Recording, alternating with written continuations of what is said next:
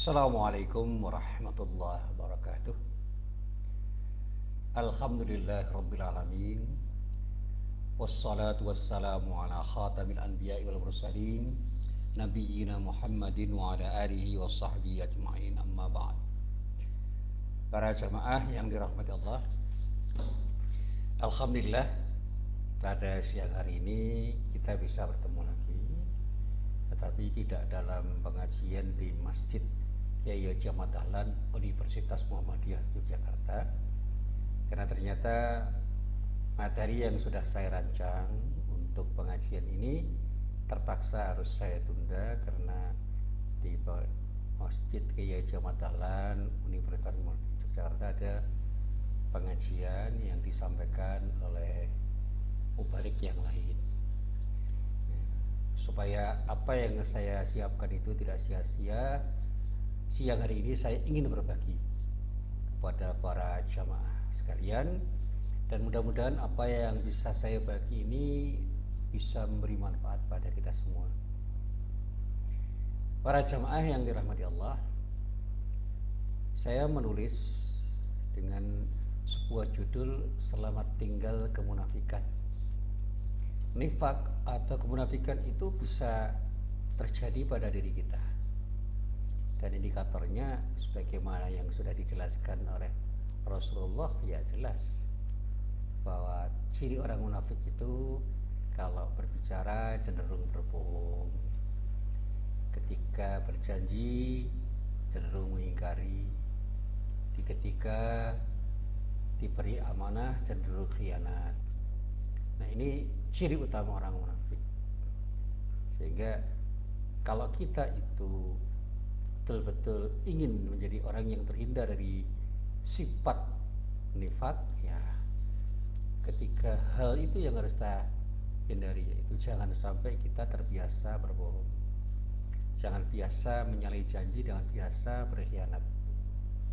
Nah, hadis yang sangat dikenal yang sering diucapkan oleh para ulama, para mubalik, para khatib, para ustadz, yang bisa kita lacak di dalam kitab Sahih Bukhari dan Sahih Muslim, semua berasal dari Abu Hurairah. Dinyatakan bahwa Rasulullah itu menyatakan ayatul munafiqi thalathun.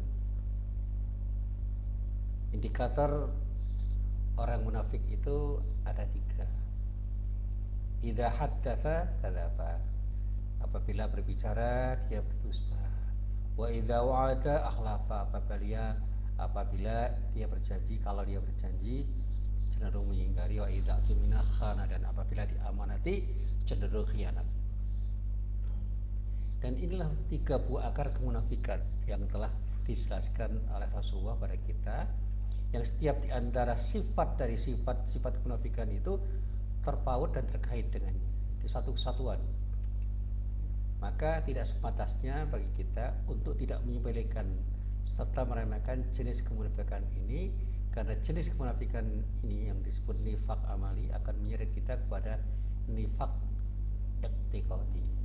Kemunafikan dalam arti keyakinan yang tumbuh dalam diri kita, sehingga bisa jadi akan mengeluarkan kita dari ruang lingkup keimanan. Nah, para jamaah yang dirahmati Allah, saya ingin mencoba untuk memberi ilustrasi yang sederhana dulu. Sungguh merupakan suatu hal yang tidak bisa kita pungkiri saat ini, bahwa ada kenyataan pahit yang telah terpampang jelas di hadapan kita.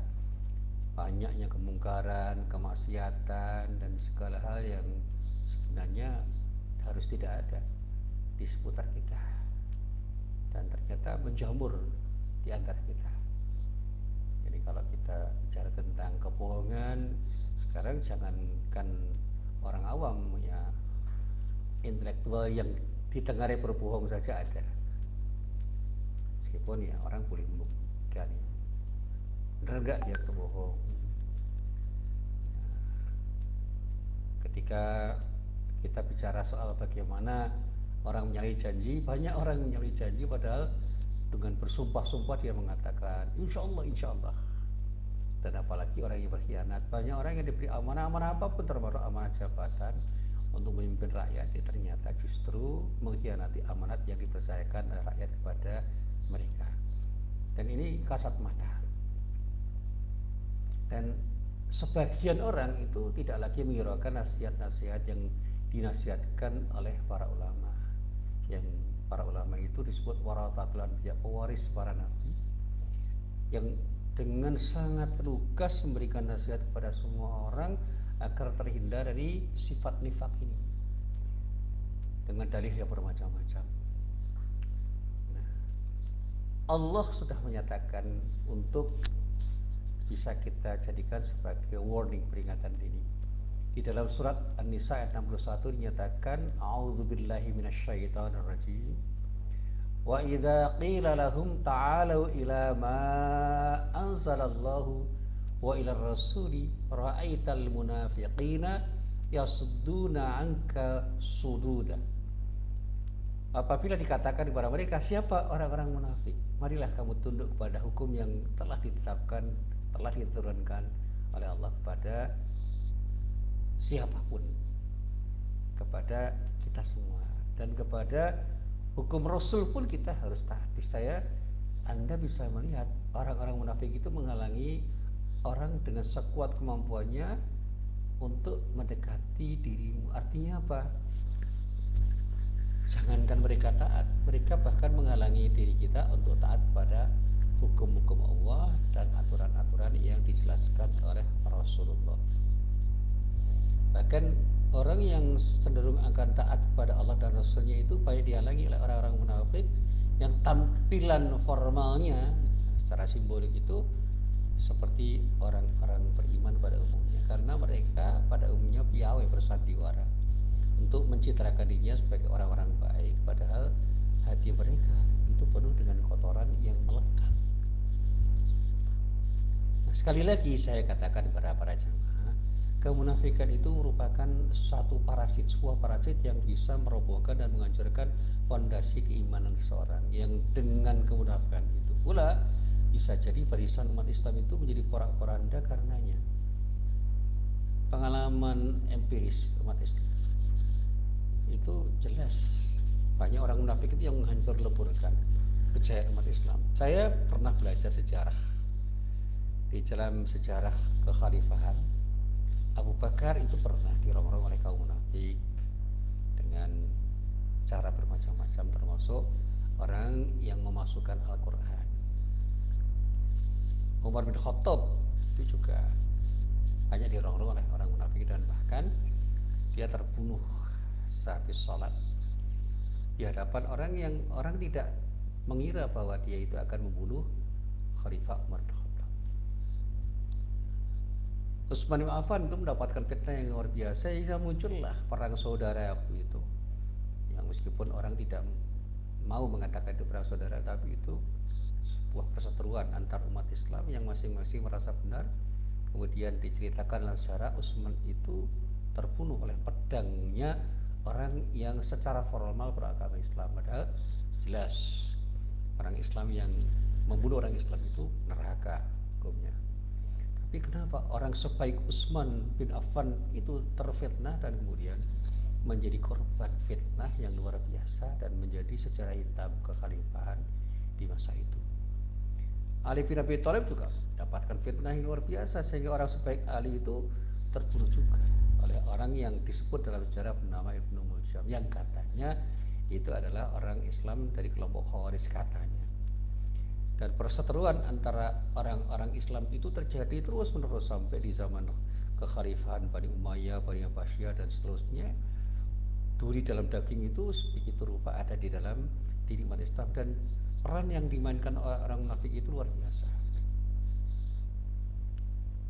Dan bahkan perang Siffin itu juga ditengare, dihembuskan, diprovokasi orang munafik.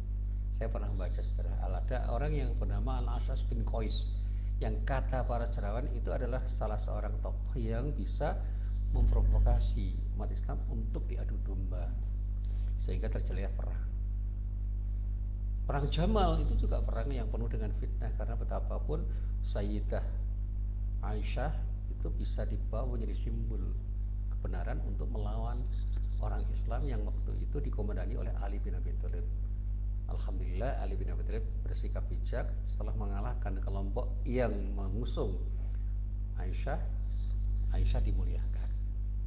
dan itu tindakan bijak. Dan sampai hari ini pun ada kemungkinan orang-orang munafik itu berada di antara kita umat Islam dan merongrong semua yang ada di bangunan umat Islam itu, dan bahkan kemudian bisa merobohkan persatuan dan kesatuan umat Islam, sehingga ukhuwah Islamnya itu bisa menjadi roboh pora-poranda karena peran orang-orang munafik itu. Naudzubillah min dzalik.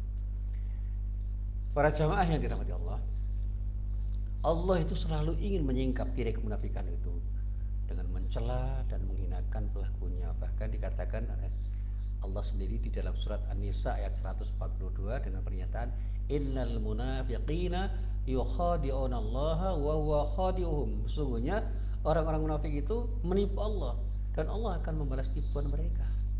Tapi mereka tidak akan cerah untuk melakukan tindakan-tindakan penipuan, bahkan dengan cara apapun mereka yakin bahwa apa yang mereka lakukan itu akan efektif. Tetapi Allah tidak rela, sehingga mereka pun pada akhirnya akan terjerembab karena tindakan mereka sendiri.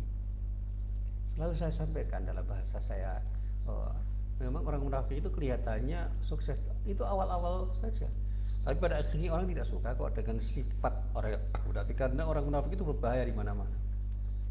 Lidahnya itu lihai mengatakan sesuatu, sehingga pencitraan dirinya itu luar biasa, dinyatakan oleh dirinya dengan apapun yang bisa dikatakan dan diperbuat. Tetapi orang itu berbahaya karena dia akan menjadi penjilat pada siapa yang kira-kira menguntungkan dirinya. Dan orang-orang itu adalah orang-orang yang jauh lebih berbahaya daripada orang kafir, siapapun dan dimanapun orang itu berada. Bahkan di dalam firman yang lain, di dalam surat Al-Baqarah ayat 15, Allah mengatakan Allahu yastahzi'u bihim wa yamuddu fi tughyanihim ya'mahun. Allah akan membalas olakan mereka dan membiarkan mereka terombang-ambing dalam kesesatan mereka. Jadi mereka dibiarkan Allah, dan pembiaran oleh Allah itu adalah sesuatu yang merupakan azab bagi mereka. Allah telah menyebutkan sifat-sifat orang-orang munafik itu agar hamba-hambanya yang beriman bisa menghindar serta menjauh dari sifat kemunafikan dan menghindari orang-orang munafik itu. Jangan sampai kita menjadi orang yang munafik, dan menghindar itu adalah sebuah tindakan yang betul-betul bijaksana. Saya sampai kadang-kadang berguru, saya lebih senang berteman dengan orang kafir karena jelas, clear. Tetapi kalau ada berteman dengan orang munafik itu susah, karena orangnya tidak jelas itu. Kelihatannya apa yang di depan kita, ternyata di belakang menusuk kita, mencederai kita, bahkan melakukan tindakan apapun yang bisa membuat kita terpedaya oleh tindakan mereka. Saya pernah membaca di sebuah kitab yang berjudul Madarijus Salikin yang ditulis oleh Imam Ibnu Qayyim Al-Jauziyah. Di dalam kitab itu Ibnu Qayyim Al-Jauziyah mengatakan bahwa kemunafikan itu pada dasarnya ada dua macam. Yang pertama disebut nifak akbar, kemunafikan besar. Yang kedua nifak asghar, kemunafikan kecil. Nah, dalam kesempatan yang ringkas ini sedikit akan kami paparkan kedua macam kemunafikan ini sekaligus ciri dan sifat-sifatnya. Yang pertama, apa yang disebut nifak akbar, kemunafikan besar itu, atau lebih dikenal dengan nifak i'tiqadi, kemunafikan dalam bidang akidah atau keyakinan. Ya, nifak jenis ini dalam pengertian yang disampaikan oleh Ibnu Qayyim Al-Jauziyah adalah sebuah kemunafikan yang dapat mengeluarkan seorang dari keimanan.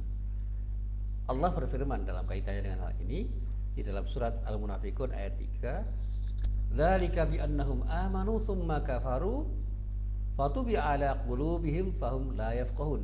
Yang demikian itu adalah karena sesungguhnya mereka telah beriman kemudian menjadi kafir lagi, lalu hati mereka dikunci mati. Nah, itu mereka tidak dapat mengerti apa yang tidak mengerti kebenaran yang datang dari Allah, sehingga mereka terus melakukan tindakan yang tidak salah, yang tidak benar, tindakan yang salah, dan mereka menikmati kesalahan-kesalahan yang mereka perbuat karena mereka merasa beruntung dengan apa yang mereka lakukan. Sehingga ketika kebohongan-kebohongan itu dia lakukan, ketika pengingkaran janji itu mereka lakukan, dan ketika pengkhianatan itu mereka lakukan, mereka memahami bahwa apa yang mereka lakukan itu menguntungkan, tetapi itu keuntungan sementara, dan mereka tidak sadar bahwa pada saatnya nanti akan diberi azab oleh Allah dengan azab yang pedih yang mereka menikmati sementara di dunia. Dan sekarang ini banyak orang yang berperan seperti itu.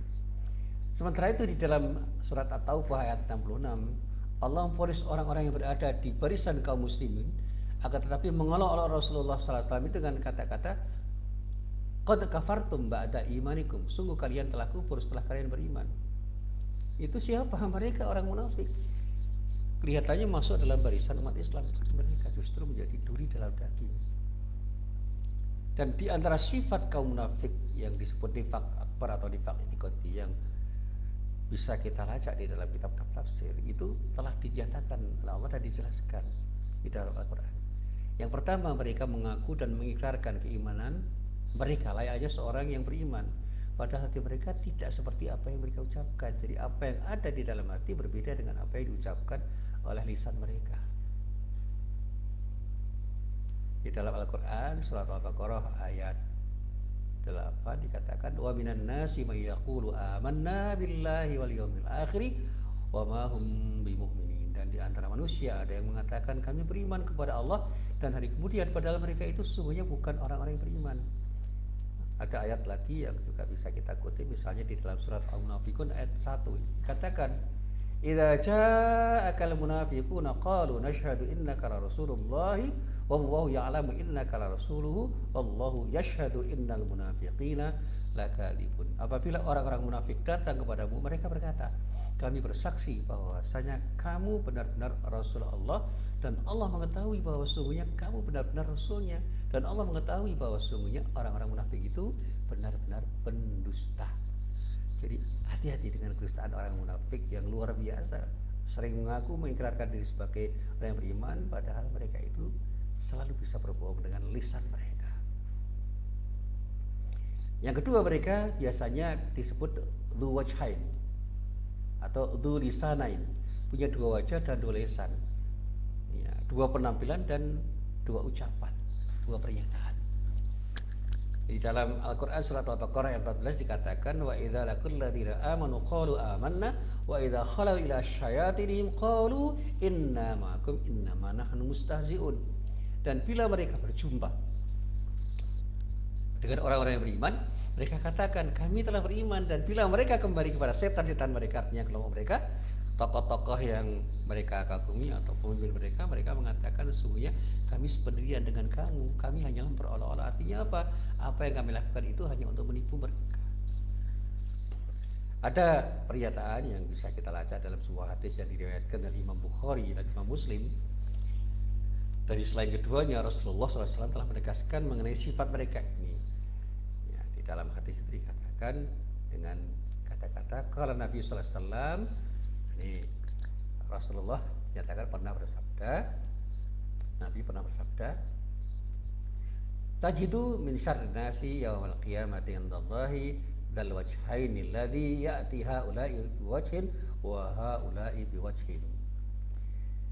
Ini Abu Hurairah yang mengatakan bahwa Nabi itu pernah bersabda begini, akan kau temukan sejelek-jelek manusia pada hari kiamat di sisi Allah ya orang yang punya dua wajah, di mana ketika dia datang kepada mereka kaum muslimin dengan satu wajah, dan kepada mereka kaum munafikin ya dengan wajah yang lain. Kepada siapa mereka berhadapan, ya dia akan tampil dengan wajah yang bisa memuaskan orang yang mereka hadapi. Ini sifat orang munafik yang kedua. Yang ketiga, mereka mencegah dan menghalangi manusia dari jalan Allah. Di dalam Al-Quran surat Al-Munafiqun sudah dijelaskan ittakhadhu aymanahum junnatan fasaddu an sabilillah. Mereka itu menjadikan sumpah mereka sebagai perisai, lalu mereka menghalangi manusia dari jalan Allah. Sungguh Allah telah menghinakan apa yang mereka perbuat itu dengan firman-Nya yang ada di dalam surat Al-Munafiqun ayat 2, innahum sa'a ma kanu ya'malun. Sesungguhnya amat buruklah apa yang telah mereka kerjakan. Ini yang ketiga. Yang keempat yang disebut dengan istihza, mempermainkan atau melecehkan Allah, melecehkan ayat Allah dan melecehkan Rasulullah. Dan sekarang ini ditambah lagi kata para ulama, melecehkan ulama. Ini ciri orang munafik, selalu mempermainkan dan melecehkan Allah, ayat Allah, Rasulnya dan para ulama yang menjadi warathatul anbiya. Di dalam surat At-Taubah ayat 65 dinyatakan wala in sa'altahum la yaqulunna innama kunna nakhudu wa nal'ab. Dan jika kamu tanyakan kepada mereka tentang apa yang mereka lakukan itu, tentulah mereka akan menjawab sesungguhnya kami hanyalah bersenda gurau dan bermain-main saja. Nah, tentang istihza terhadap Allah dan Rasulnya itu dinyatakan oleh Allah dengan pernyataan yang jelas. Allah Subhanahu wa taala membantah perbuatan mereka dengan firman-Nya yang bisa kita baca nanti di dalam surat At-Taubah ayat 65 sampai 66. Qul abillahi wa ayatihi wa rasulihi kuntum tastahzi'un la ta'tadiru qad kafartum ba'da imanikum in na'fu an ta'ifatin minkum nu'adzib ta'ifatan bi annahum kanu mujrimin. Katakanlah, apakah dengan Allah, ayat-ayatnya dan Rasulnya kamu selalu berolok-olok? Tidak perlu kamu minta maaf karena kamu kafir sudah beriman. Jika kami memaafkan segolongan kamu lantaran mereka taubat, niscaya kami akan mengadab golongan yang lain disebabkan mereka adalah orang-orang yang selalu berbuat dosa. Ini tegas ayat. Dan inilah yang kemudian dikatakan oleh Syekhul Islam Ibnu Taimiyah. Beliau mengatakan, sesungguhnya istihza pada Allah, ayat-ayat Allah dan Rasulnya itu adalah sebuah kekufuran. Jadi orang yang selalu mempermainkan, melecehkan Allah, ayat-ayat Allah dan Rasulnya, dan sekarang ini juga melecehkan ulama waratul anbiya, itu sebenarnya orang-orang kafir. Cuma mereka mengatakan sebagai orang yang beriman. Dan hal yang senada juga nanti bisa kita baca di dalam kitab tafsir. Saya pernah membaca apa yang dinyatakan oleh Syekh Abdurrahman As-Sa'di di dalam tafsirnya, juga mengatakan ayat tentang masalah orang munafik itu persis dengan apa yang dinyatakan oleh Ibnu Taimiyah itu. Ketika mereka melakukan istihza, mencela, melecehkan Allah, ayat Allah, Rasulnya, dan orang-orang yang membela Allah dan Rasulnya, ya tentu saja mereka itu sebenarnya orang-orang yang kafir.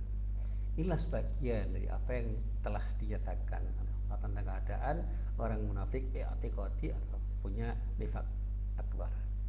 Maka sebenarnya kita berusaha untuk menjaga diri dari sifat-sifat itu, jangan sampai kita terjebak ke situ, dan juga kita harus menjaga diri agar tidak terjebak pada tindakan-tindakan yang dilakukan orang yang punya ciri seperti itu, dan lebih baik kita menjauh karena apa? Kita akan bisa ditipu oleh mereka. Nah, yang kedua itu yang disebut dengan nifaq asghar, yang disebut juga dengan nifaq amali, kemunafikan dalam pertindakan. Nah, seperti yang selalu saya sampaikan, para ulama selalu mengatakan tanda kemunafikan ada 3. Kalau dia ngomong bohong, kalau berjanji mengingkari, dan kalau dia amanahi dia khianat. Ini akar dari sebuah kemunafikan. Ini nifaq amali yang bisa menyeret pada nifaq i'tiqadi kalau terus-menerus dikerjakan. Dan oleh karena itu marilah di dalam kesempatan ini saya memohon pada semua yang bisa mendengarkan apa yang saya sampaikan, mari kita bersama-sama menjaga diri untuk tidak terjebak menjadi orang yang melakukan tindakan nifaq dengan nifaq yang disebut nifaq amali, tindakan munafikan dengan kebohongan, dengan menyalahi janji, dan dengan khianat, apalagi dengan nifaq akbar, nifaq dalam takut atau dalam keyakinan yang memang itu jauh lebih jelek daripada nifaq amali, karena kita sudah masuk pada kekufuran. Sesungguhnya kita sering mengaku beragama Islam tetapi ternyata tidak mampu untuk menunjukkan keberislaman kita dalam tindakan. Kita seringkali punya 2 wajah, 2 lisan, di sana ngomong begini, di situ ngomong begitu, untuk menipu banyak orang. Dan pada saatnya juga kita harus mencegah diri kita untuk tidak menghalangi orang yang mau bersyariah dengan cara apapun. Jangan sampai kita mempermainkan atau melecehkan Allah, ayat-ayat Allah dan Rasulnya, apalagi melecehkan ulama yang sedang melakukan pembelaan terhadap Allah dan Rasulnya. Dan yang terakhir, marilah dalam kesempatan yang baik ini kita beristighfar. Mudah-mudahan apa yang kita lakukan yang ternyata salah untuk mendapatkan maghfirah dari Allah, dan jangan pernah ulangi kalau kita pernah melakukannya. Dan pada saat kita belum pernah melakukannya, mari kita jaga diri kita untuk tidak terjebak pada sifat-sifat yang dimiliki oleh orang munafik, baik dalam kemunafikan yang bersifat kecil, nifaq amali, apalagi nifaq akbar atau nifaq i'tiqadi atau kemunafikan dalam bidang akidah. Mudah-mudahan Allah senantiasa melindungi diri kita, dan mudah-mudahan kita selalu mendapatkan jalan yang terbaik untuk menjadi orang-orang yang beriman kepada Allah dan membangun ketakwaan kepada Allah karena iman yang telah ada di dalam diri kita. Amin ya rabbal alamin. Assalamualaikum warahmatullahi wabarakatuh.